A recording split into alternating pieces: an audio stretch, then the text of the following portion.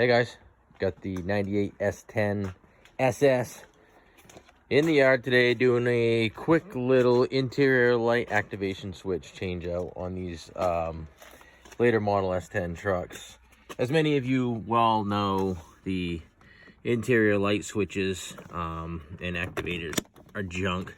They bend, they don't last, they wear out. Actually on this truck when we got it here about a month ago, both of them are damaged and no longer working, so we have no interior light activation unless we manually turn it on. So we picked up a couple of brand new ones. We're gonna get them swapped out today. Not a big job, quite simple. Go through it. They just plug and play and they slide in. So we're gonna get these changed out for you and kind of show you how we do it. All right, on the driver's side, we just dropped this lower dash panel on this truck just far enough down where you can get just above the e-brake cable there on the left. You can get your hand in there. Excuse my footage here.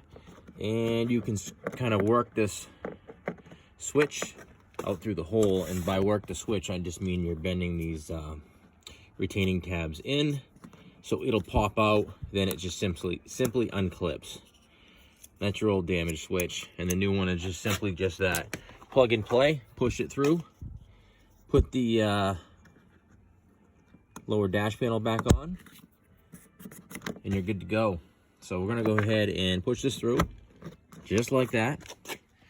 Put the panel back on and move on to the passenger side.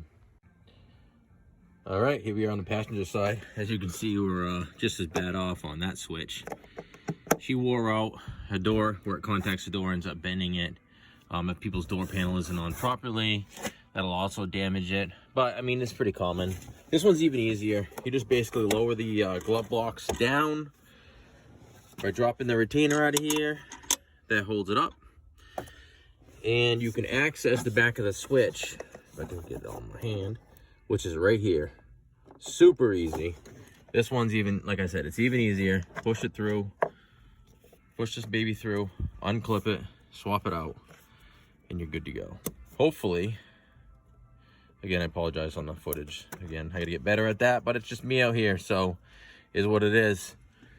We're gonna get the new one in there and test them out.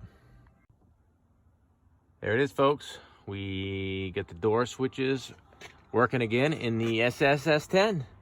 And I think while we're in here, we're gonna do a swap that bulb out to incandescent to an LED. Because I have some of those right on hand. We did the headlights the other day, and now we're gonna do these.